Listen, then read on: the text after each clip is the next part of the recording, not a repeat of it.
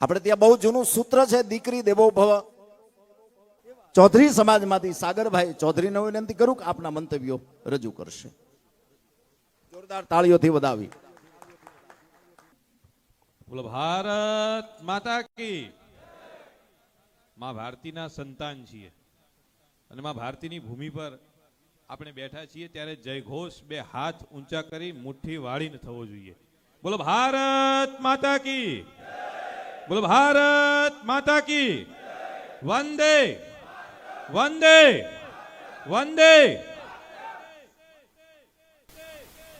શ્રી સરદાર પટેલ સેવાદળ SPG ના માધ્યમથી આજે આ સુરત ભૂમિ પર આપણે જ્યારે ભેગા થયા છીએ ત્યારે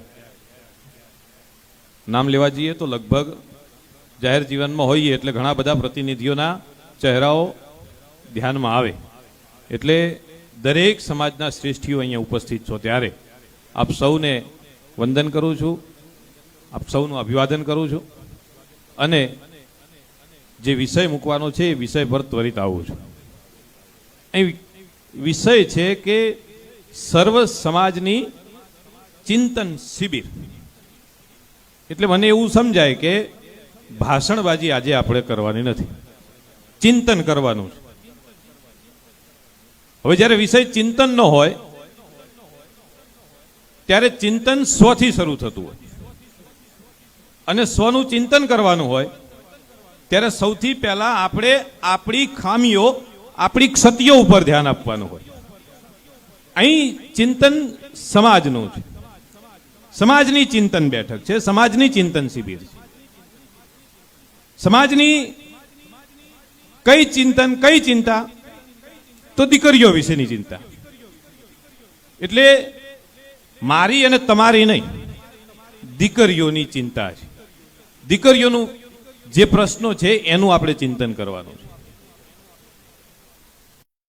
સમાજ જીવન બે પાટા ઉપર ચાલતું હોય છે. કવિરાજ કદાચ એકાદ મિનિટ વધારે લઉં તો ક્ષમા કરજો. સમાજ જીવન બે પાટા પર ચાલતું હોય છે. એક છે સમાજની સમસ્યાઓ અને બીજી પાટો છે એ સમસ્યાઓનું સમાધાન. જે સમાજ એની સમસ્યાઓ પર ધ્યાન નથી આપતો એ સમાજ એની સમસ્યાઓનું સમાધાન નથી કરી શકતો. અને જ્યારે સમાજના પ્રશ્નોથી સમાધાન, સમસ્યાઓ વધી જાય ત્યારે કઈ પરિસ્થિતિનું નિર્માણ થાય એ હું અને તમે આજે જોઈ રહ્યા છીએ. આપણી સમસ્યાઓ એટલી વિકરાળ બની ગઈ, આપણે એના સમાધાન પર ભૂતકાળની અંદર ધ્યાન કેન્દ્રિત ન કરી શક્યા. એનું પરિણામ છે કે આજે સર્વ સમાજે 36 કોમ 18 વર્ણે આજે અહીં ભેગું થવું પડ્યું છે.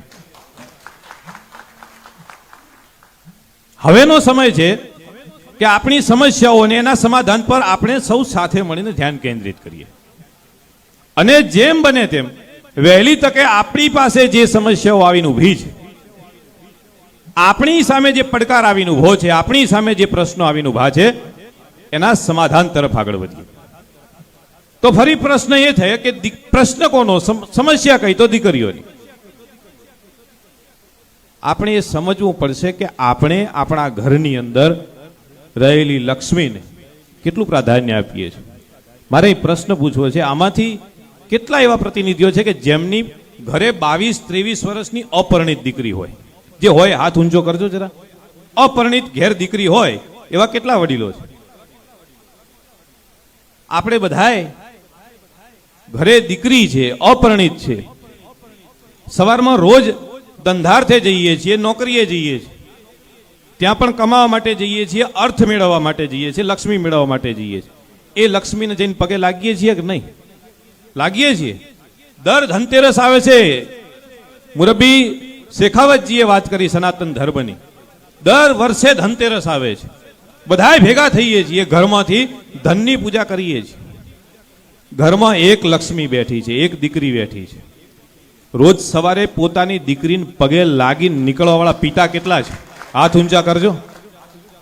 હું રોજ સવારે, મારી 3 વર્ષની દીકરી છે, એને પગે લાગી નીકળું છું. જો લાલજીભાઈ સાંજે મોડો પહોંચ્યો અને એને ખબર પડે કે પગે લાગ્યા વગર ગયા છે, તો પ્રશ્ન પૂછે, આજે મને પગે લાગી નહોતા ગયા, મને લાડ નહોતા કર્યા. 3 વર્ષની દીકરી છે, આ પ્રશ્ન કરે ને ત્યારે એવું થાય કે સામે રણચંડી ઊભી છે, દુર્ગા ઊભી છે. આ ભાવ આપણે પેદા કરવો પડશે, આ ભાવ આપણે જન્માવવો પડશે, આ કેળવણી આપણે આપવી પડશે.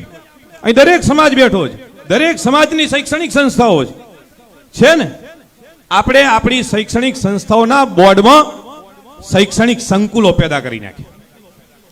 ભૂતકાળ જુઓ તો જોજો, તમારા દરેક સમાજની શૈક્ષણિક સંસ્થાઓમાં કેળવણી મંડળો આપણા પૂર્વજોએ, આપણા વડીલોએ ઉભા કર્યા હતા. આપણે કેળવણી મંડળનો કેળવણી કાઢી નાખી, શિક્ષણના પ્રમાણપત્રોને ડિગ્રીઓના સર્ટિઓ મેળવવા માટે એવી શૈક્ષણિક સંસ્થાઓ પેદા કરી, એવી શૈક્ષણિક સંસ્થાઓ પેદા કરી કે સંસ્કારોને કેળવણી આપણી સંસ્થાઓમાંથી નીકળી ગઈ. આ ચિંતન આપણે કરવું પડશે. આપણી શૈક્ષણિક સંસ્થાઓની અંદર કેળવણી કેવી રીતે પીરસાય એનું ચિંતન આપણે કરવું પડશે. એની અંદર સંસ્કારોના વર્ગો કેવી રીતે શરૂ કરીએ, એની અંદર સંસ્કારોના કાર્યક્રમો કેવી રીતે કરી શકીએ, એનું ચિંતન તો આપણે આપણાથી શરૂ કરવું પડશે.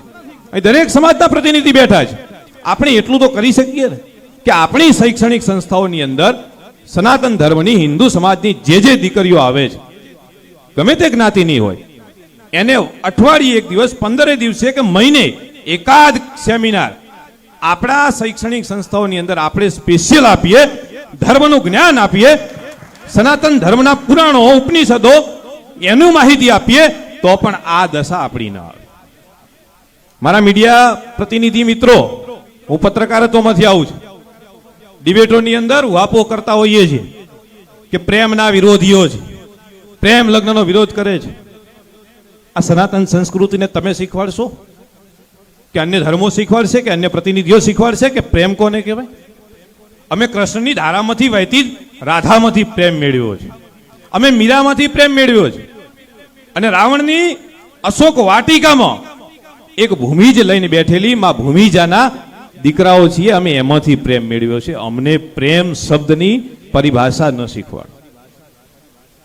હા, ક્યાંક અમે અમારા દીકરીઓને કે અમારી સંતાનોને આ પ્રેમની પરિભાષાનો સાચો મર્મ, સાચો અર્થ ન શીખવાડી શક્યા, એ અમારી ક્ષતિઓ છે, અમારી ભૂલ છે. પણ અમે એ ભૂલને એક ક્ષતિઓને સાથે મળીને સુધારીશું અને આવનાર સમયની અંદર દીકરીઓને સમજાવીશું કે પ્રેમ છે તો પ્રેમ શું છે, પ્રેમ પછીની સ્થિતિ શું છે, સંસાર છે તો સંસાર પછીની સ્થિતિ શું છે, એ પણ આપણે સાથે મળીને સમજાવવું પડશે, સાથે મળીને આપણે આપણી દીકરીઓને જણાવવું પડશે. આ બીજો વાત છે. ત્રીજો આમાં મુદ્દો આવે છે, શેખાવતજીએ કહ્યું સરકારનો પ્રશ્ન. પ્રજા જીવનની અંદર એક વિચાર, એક રીત, એક રિવાજ, એક પરંપરાઓના આધારે સમાજ જીવનનું નિર્માણ થતું હોય છે. સમાજો જ્ઞાતિઓ બનતા હોય છે. જાતિ નહીં, જ્ઞાતિ બને છે. જાતિ અલગ વિષય છે, જ્ઞાતિઓ બનતી હોય છે. આ જ્ઞાતિઓ, વિવિધ જ્ઞાતિઓ ભેગી થાય એટલે એ સમાજો બનતા હોય છે. અને આ સમાજો દ્વારા સરકારો બનતી હોય છે. સરકારથી સમાજ નથી બનતા, સમાજો દ્વારા સરકાર બનતી હોય છે. અને જ્યારે સમાજો દ્વારા સરકાર બનતી હોય તો રાજ્યની અંદર સરકારની એ જવાબદારી બને છે, સરકારનું એ દાયિત્વ બને છે કે સમાજની સામાજિક બાબતોને સાથે રાખી અને સરકાર આગળ વધે. આજે સમાજની જે સામાજિક બાબતો છે અને એ સામાજિક બાબતોની જે કાયદાકીય બાબતો સાથે સંકળાયેલી બાબતો છે, એની અંદર ક્યાંક નાની મોટી ત્રુટીઓ રહી ગઈ હોય, ક્યાંક નાની મોટી ક્ષતિઓ રહી ગઈ હોય, તો એ ત્રુટીઓને કે ક્ષતિઓને સુધારવાની જવાબદારી રાજ્યની સરકારની બને છે. અને રાજ્યની સરકાર, આપણે એવો વિશ્વાસ વ્યક્ત કરીએ કે આવનાર સમયની અંદર હિન્દુત્વવાદી સનાતન ધર્મને સમર્થન આપતી, એની વિચારધારાને પગલે ચાલતી સરકાર છે. ત્યારે આવનાર સમયની અંદર આપણી આ માંગને, આપણી આ રજૂઆતને સ્વીકારે, અને ન સ્વીકારે તો ભાષણ તો હું આપતો અત્યારે નથી, પણ મુરબ્બી શેખાવતજીએ કહ્યું એમ 2 વાત છે, ગાંધીનગરમાં ભેગા થઈ ભાષણો આલવા હોય તો લાલજીભાઈ ભાષણો આપજો, ને ભૂહાકા કરવા હોય તો અમે મેહાણાવાળા તૈયાર છીએ. અમને 2 ભાષામાં અમે, તમે જે નક્કી કરો એ અમે તૈયાર છીએ, જાહેરમાં તૈયાર છીએ. અને જ્યાં સુધી આપ અડીખમ બનીને ઉભા રહેશો ત્યાં સુધી અમે પડછાયાની માફક પાછળ અડીખમ બનીને મક્કમ બનીને અમે તમારી સાથે મક્કમથી મક્કમતા પૂર્ણ સાથે રહીશું. હિન્દુનો દીકરો છું, સનાતનનો દીકરો છું, કટ્ટર નથી, મક્કમ છું. અને મક્કમ છીએ માટે કહીએ છીએ કે મક્કમ થઈ તમારા પડખે ઉભા રહીશું. આપ સૌએ અહીં સાંભળ્યો, અહીં આવકાર્યા, આપણે આ વિષયની ખૂબ ચિંતા કરી, ચિંતન કર્યું એ બદલ સમગ્ર એસપીજી પરિવારને, બાબુભાઈને, મુરબ્બી લાલજીભાઈને અને સર્વ સમાજના પ્રતિનિધિઓને હૃદયથી ખૂબ ખૂબ અભિનંદન પાઠવું છું અને આપ સૌનો ચૌધરી સમાજ વતી આભાર વ્યક્ત કરું છું. ભારત માતા કી, ભારત માતા કી જય. વંદે. આભાર. ખૂબ ખૂબ આભાર સાગરભાઈ. ત્યારે આ વખતે રૂપાલની પલ્લીમાં હાર્દિક પટેલે પણ હાજરી આપી અને માતાને ઘી ચડાવી પોતાની બાધા પૂરી કરી. તો વરદાની માતાનું વર્ષો જૂનો એક સારું પ્રાચીન રીત રિવાજ મુજબ જ્યારે હું જેલમાં હતો ઉદયપુર હતો તો ગામના આગેવાનોએ બાધા રાખી તે બાધા પૂરી કરવા માટે આવ્યો છું. અને જે પ્રમાણે માતા વરદાની માતા ઉપર લોકોની આસ્થા છે, બહુ મહત્વની આસ્થા હોય છે અને માને પ્રાર્થના કરું છું કે હંમેશા આ રૂપાલ ગામની અંદર સુખાકારી રહે, હંમેશા ગામના લોકો સુખી રહે.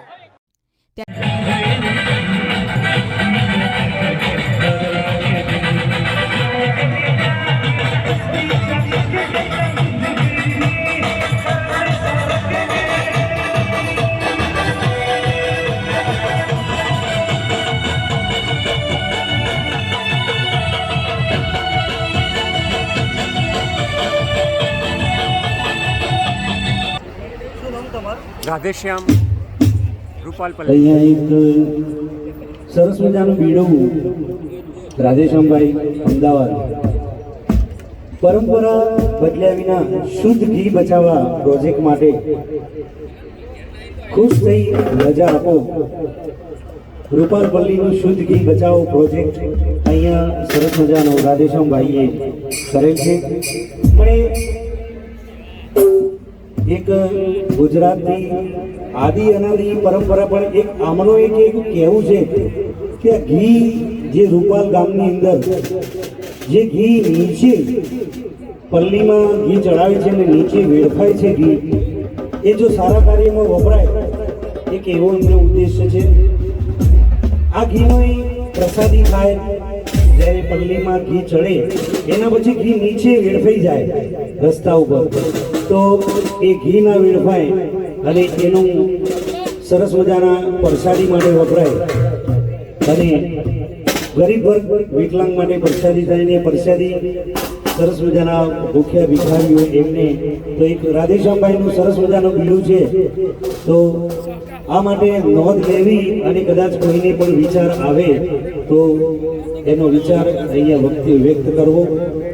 ઓકે રાધેશ્યામભાઈ.